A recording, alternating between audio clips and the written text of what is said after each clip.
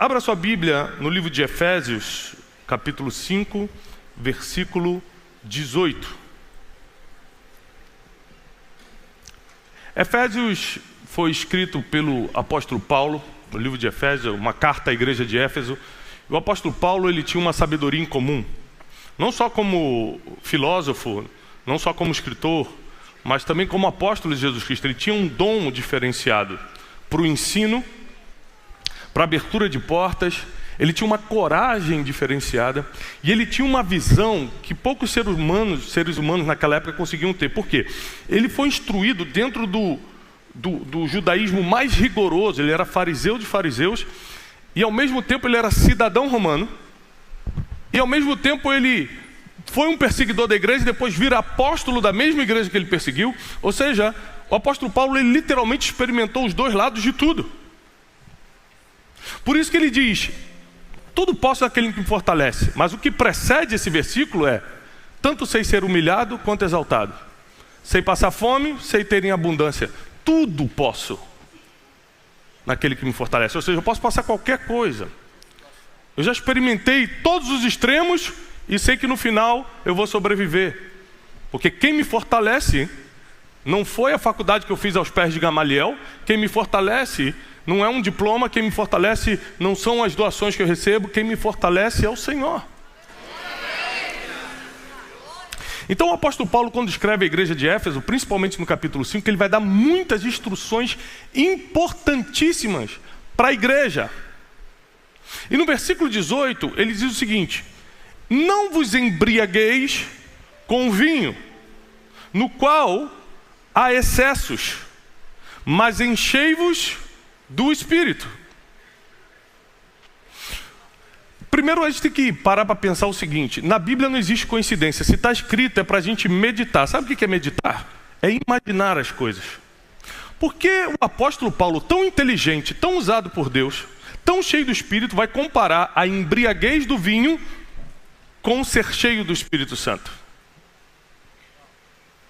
É só você parar para pensar. Um tempo atrás eu estava numa viagem e fui visitar uma vinícola. Sabe a vinícola onde produz vinhos? Onde eles amassam as uvas, fermentam e fazem aquilo virar vinho. E aí tinha uma banca de degustação. A pessoa sentava, ela pagava para visitar toda a vinícola e depois ela sentava ali na banca, ela podia provar algumas coisas que era produzido naquela vinícola. Estava eu e Janine e tinha um casal que já era de uma idade maior do que a nossa, talvez uns 65 anos o casal, imagino eu. E eles já estavam ali há muito tempo provando. Agora, ele falou: agora eu quero provar da outra uva. Aí servia. Agora eu quero mais não sei o que. Ele começou. E depois de muito tempo, ele olhou para mim, nunca tínhamos nos visto na vida, e falou assim: você é muito especial. Eu falei: será que é Deus falando comigo ou o homem já está bêbado? Eu não sabia. Eu estava na dúvida. E o cara falou assim: você é muito especial. Eu falei: meu Deus. Aí, Janine, será que é Deus? Eu falei: não sei. Aí a mulher dele falou: não liga não, que ele fica emotivo quando bebe. Aí eu falei: ah, que bom, não tem problema não. Quer um abraço? Quero. Aí fui lá dar um abraço no bebo. Aí a mulher falou uma coisa interessante. Ela falou assim: e já está na hora de parar, Ernesto. Porque essa é a fase boa, essa é a fase que ele começa a rir. Se ele continuar, ele começa a ficar violento. Então a mulher já devia ter uns 40 anos de casada com ele, já sabia a hora de falar: opa, tá bom, vamos carregar o homem daqui. Por quê? Primeiro que a embriaguez tem níveis. Você pode tomar uma taça de vinho, ficar relaxado, tomar 2, ficar feliz, tomar 5, começar a perder a consciência. São níveis diferentes. E o apóstolo Paulo está escrevendo numa época onde tomar vinho era altamente cultural, como até hoje é no meio judaico, altamente cultural. Então ele precisa usar algo que é a realidade do povo para comparar com o espírito que ele vai explicar. Porque o ser humano em geral, sem analogias, sem histórias, não consegue entender o que é profundo. Então ele fala o seguinte: olha, sabe quando vocês bebem, passam do limite e pecam porque a embriaguez é pecado? Quando você passa do limite, sabe como é que você fica? Sei como você fica. Perco o controle. Por quê? Tudo que te enche, te domina. tudo que te enche te domina. Se você começar a se encher de açúcar, se enche de açúcar, a tua glicose vai começar a dominar a tua saúde. Se você começar a se encher de maldade, de fofoca, de pornografia, só de coisa ruim, o teu coração vai começar a se transformar num coração impuro. O que te enche, te domina, te controla.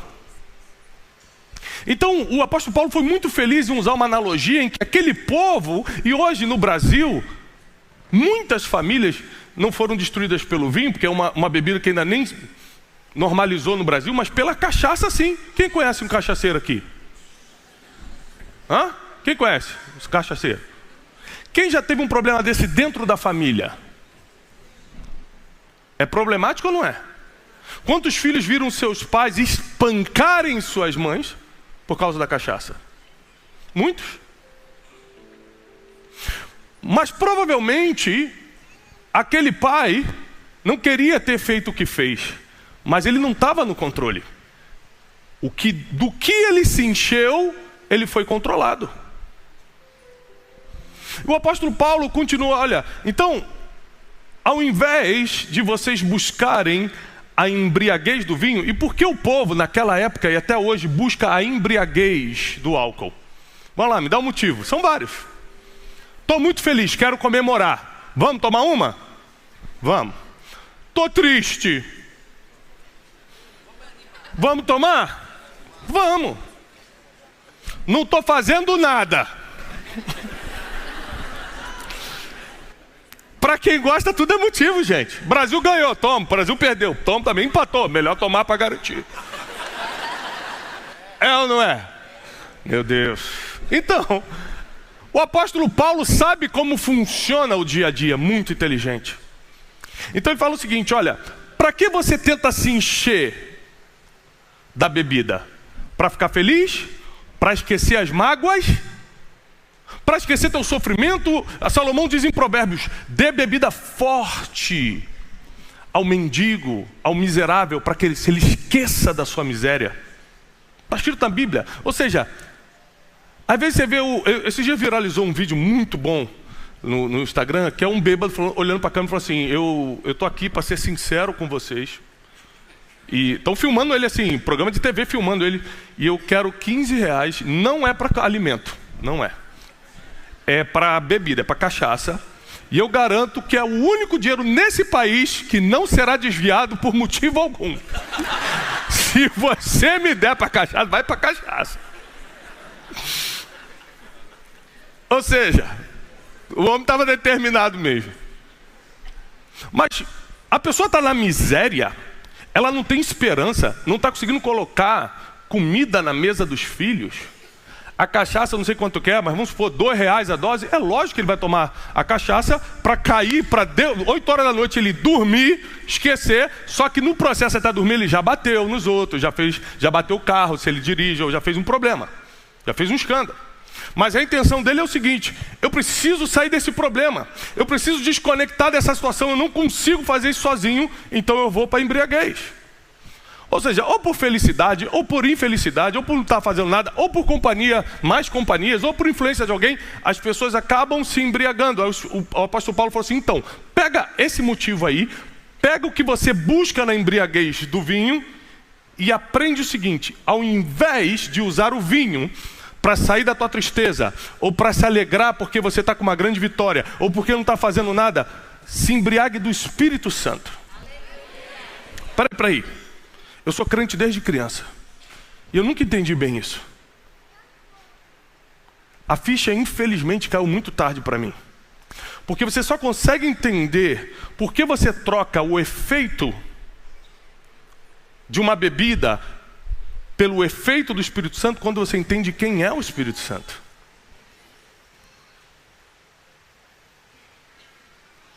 Primeiro, Deus criou o mundo. Envia seu único filho para sentir o que a gente sentia como seres humanos, carregar os nossos pecados na cruz e ressuscitar e estar sentado hoje à destra de Deus. E quando Jesus tem que subir, os discípulos falam, peraí, e a gente?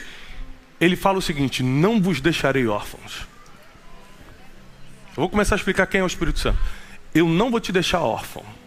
Se teu pai morreu, se teu marido te abandonou, se teu pastor não estava nem aí para você, você ficou de igreja em igreja, se ninguém nunca deu a mínima para você, se você foi reprovado 10 vezes no Enem, se você se sente o mais rejeitado, a mais feia, o mais colocado de lado do mundo, eu não te deixo órfão. Eu estou enviando o Consolador. Quando você é abandonada e vai buscar consolo em outro homem, você está pisando no Espírito Santo, que veio para a terra para ser teu Consolador. Eu vim para te consolar, você vai no outro homem? Quando você está buscando um dinheiro, vou pegar um empréstimo no banco, eu estou muito mal, pelo menos eu reformo meu banheiro, compro um carro novo, me sinto melhor, o Espírito Santo. E eu? Eu vim para te consolar. Você vai buscar no dinheiro o teu consolo? Eu deixei toda a glória, eu podia estar no céu com Cristo, eu podia estar desfrutando de tudo, eu vim aqui para te consolar. A principal missão do Espírito Santo é ser o teu consolador. Você está me trocando por outra coisa que não vai te consolar? Senão não tinha gente no quarto casamento, no quinto casamento. Se homem consolasse, se dinheiro consolasse, não tinha rico se matando.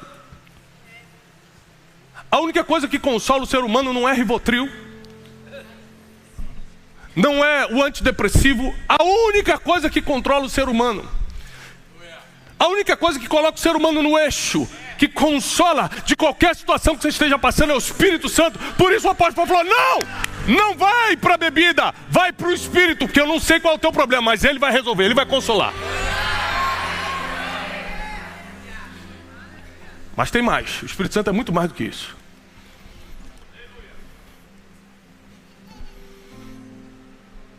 Espírito Santo é a pessoa que colocou Jesus na barriga de Maria, lembre-se disso. A Bíblia diz: e Maria achou-se grávida do Espírito Santo. Então você veio aqui nessa noite adorar Jesus, que é uma obra do Espírito Santo na barriga de Maria. Só para você entender o tamanho do Espírito Santo, que não está escrito a palavra trindade na Bíblia, mas a teologia definiu assim, e a gente costuma achar que o Espírito Santo é a terceira pessoa da trindade, como se fosse o menos importante. E se fosse assim, não seria aquele que tinha colocado o Rei dos Reis e o Senhor dos Senhores na barriga de alguém. A Bíblia diz que antes da terra ser formada, o Espírito, não é o Criador nem o Filho, o Espírito pairava sobre as águas. E presta atenção,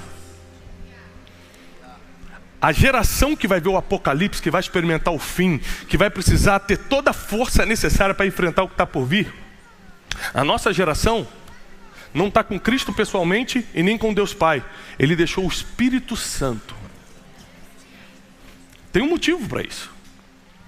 Porque a Bíblia diz que Ele não só é o Consolador, Ele também é aquele que vai revelar as coisas que ainda vão acontecer. Ou seja, o Espírito profético só pode agir hoje na terra por causa da manifestação do Espírito Santo.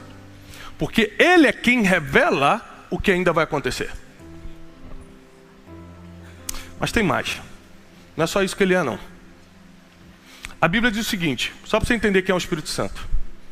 Se você blasfemar, falar mal, falar o que não é verdade, colocá-lo numa posição que não é dele, se você diminuir, se você denegrir a imagem, se você blasfemar contra o Pai, o Criador de todas as coisas, Ele vai te perdoar.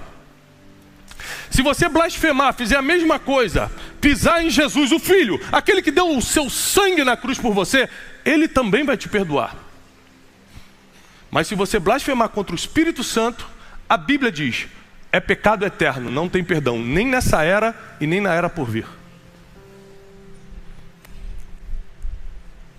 Então quando o apóstolo Paulo fala assim, não fica embriagado de bebida, mas fica embriagado do Espírito Santo, ele sabia quem era o Espírito Santo, por isso que ele está recomendando para a igreja. Você não tem como entender o efeito do Espírito Santo na vida de uma pessoa se você não entender o efeito da bebida alcoólica na vida de uma pessoa. Porque essa é a comparação bíblica.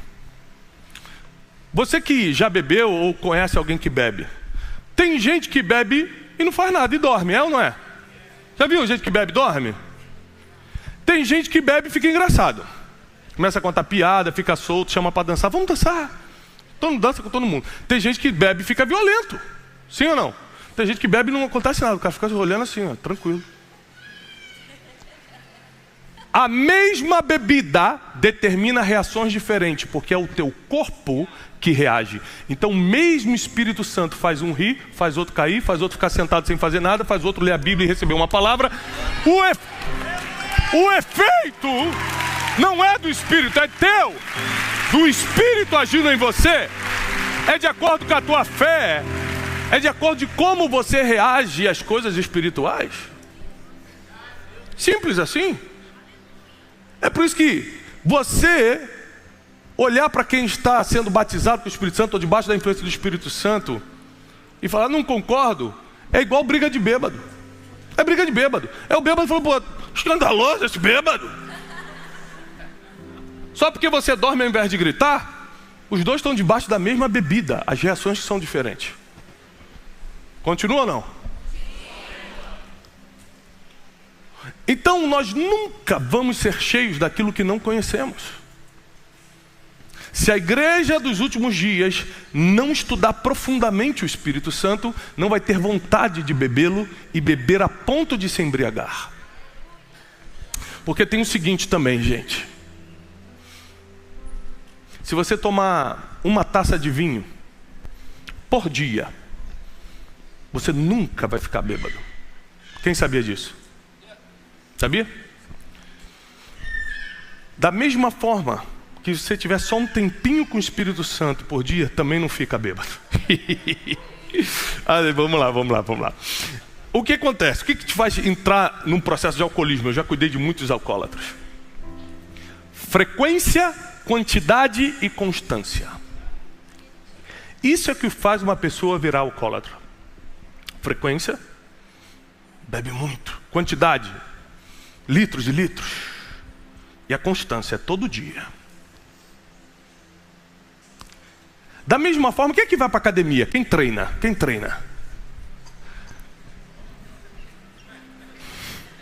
Não é possível que aquele irmão treine, aquele que levantou ali. Começou ontem, não é possível.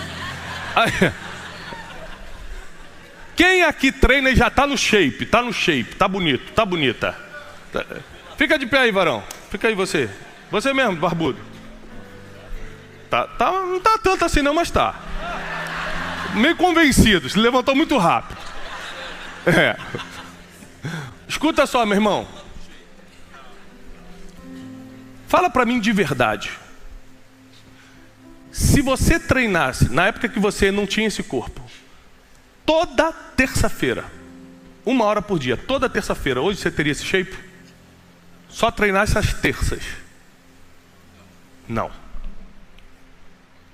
Não teria, cara. Como é que a gente quer treinar a vida espiritual só no domingo e ficar no shape espiritual?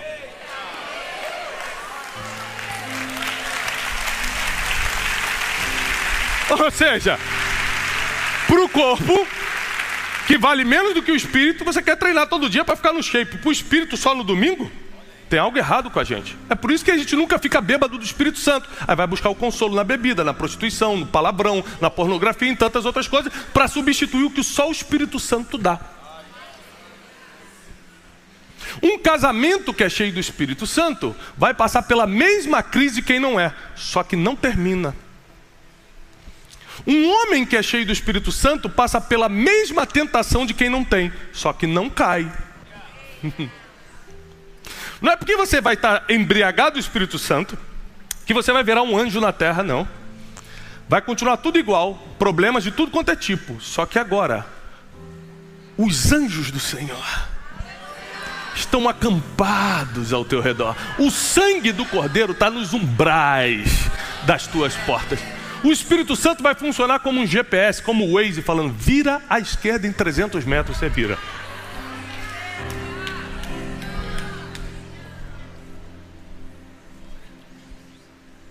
Somente quando você está cheio o suficiente, o Espírito Santo começa a ser o teu guia, porque ele começa a te controlar.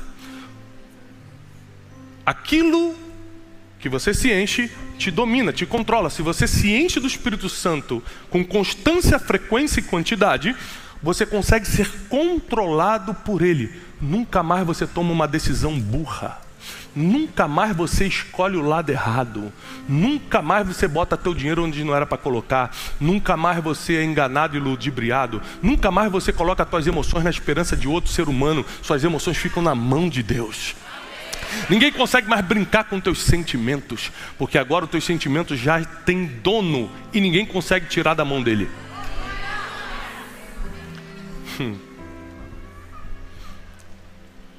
O Espírito Santo também não é só o Consolador.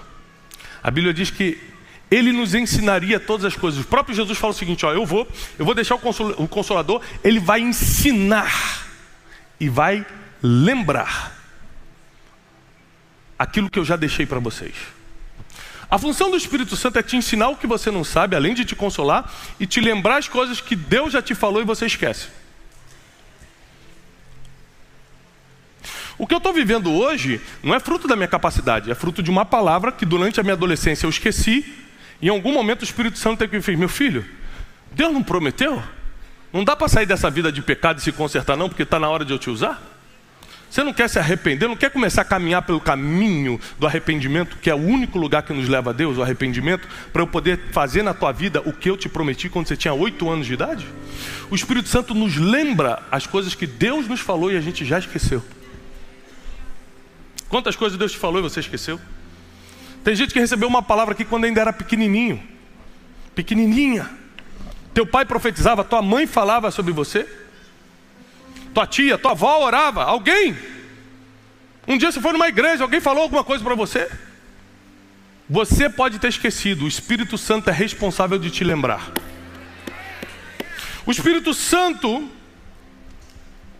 ele é tão poderoso que em Efésios 4:30 diz, não entristeçam o Espírito Santo de Deus, pelo qual vocês foram selados para o dia da redenção.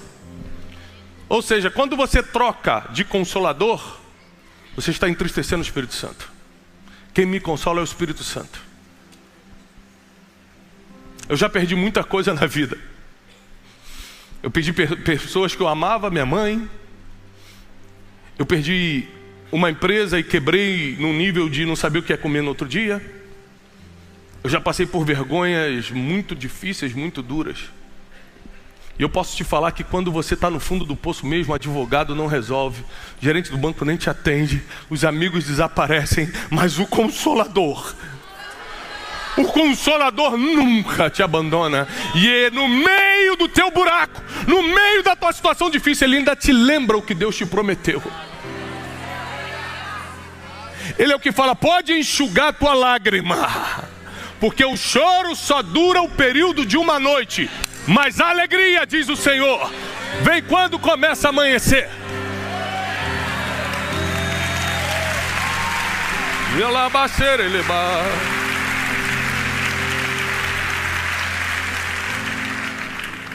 Lucas 11:13 diz que Deus dá o Espírito Santo a quem pede. Daqui a pouco o pastor Gerson entra. E essa parte vai ser com ele. Você vai pedir o Espírito Santo. Não, mas você vai pedir o Espírito Santo como um alcoólatra. Pede o álcool quando está faltando. Ontem eu gravei um Brunecast, o nosso podcast, com uma moça que teve hoje é uma grande pregadora, e teve uma vida tão difícil, de tanto abuso, de todos os sentidos, de tanta miséria. E ela fala que o pai dela era tão alcoólatra, que quando ele não conseguia, eles eram muito pobres, não conseguiam o dinheiro da pinga, ele tomava álcool etílico. O álcool de casa.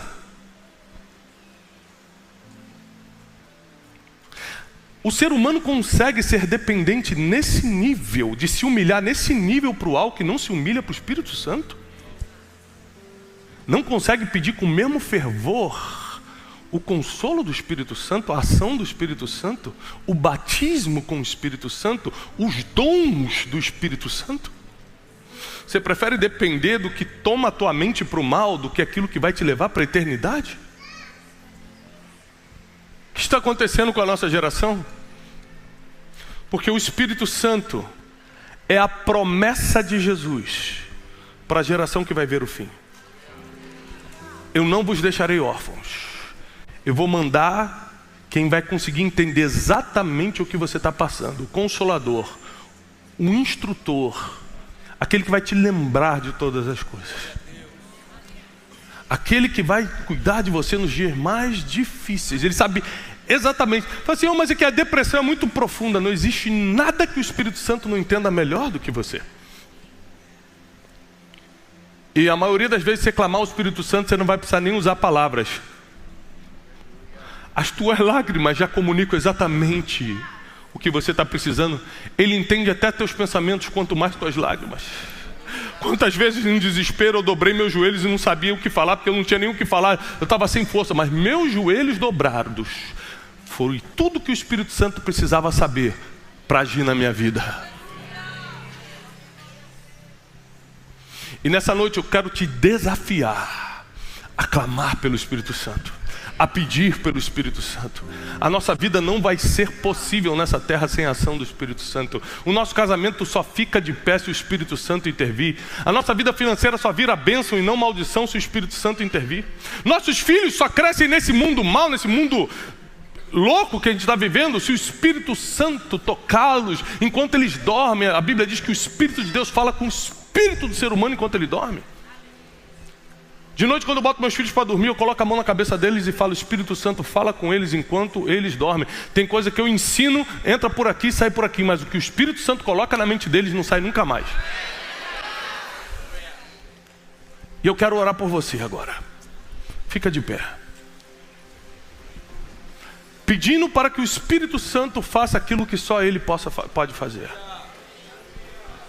Em nome de Jesus nós declaramos a ação poderosa e tremenda do Espírito Santo, o Consolador. Aquele que vai revelar as coisas que ainda vão acontecer na vida de cada um que está aqui. Você não vai ficar cego na multidão, você não vai ficar sem direção. O Espírito Santo vai revelar os próximos passos. Aquele que vai te lembrar do que você já esqueceu. Aquele que vai te avisar o que está de errado. Tem coisa que está de errado dentro da tua casa. Tem coisa que está de errado dentro da tua empresa. Só o Espírito Santo pode mostrar o que teus olhos não veem.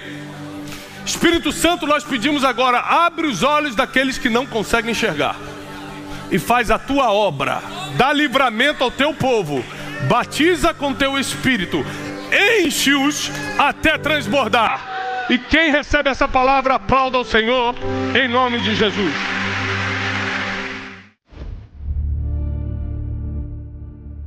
Uma das coisas que eu sempre lutei para trazer na Conferência de Destino foi sabedoria. A sabedoria é a coisa principal e eu não conheço outra pessoa que fale melhor sobre isso do que o Bishop Dale Bronner de Atlanta. And whatever God starts, E tudo que Deus começa, He will finish. Ele vai terminar. He is the author and the finisher. Ele é o autor e consumador. What God has started in your life, He will finish. O que Deus começou em tua vida, Ele vai terminar. And the winds of glory E os ventos de glória will blow over Brazil. vão soprar sobre o Brasil. Ele tem sido meu mentor no tema de sabedoria desde 2016. Um homem que move multidões nos Estados Unidos, um treinador de líderes, um empresário muito bem sucedido na América e também é um bispo de mais de 25 mil pessoas na cidade de Atlanta, na Geórgia. Eu quero incentivar você a fazer o que precisa ser feito para estar comigo aqui nesse ambiente de sabedoria e ativação profética que é a Conferência Destino.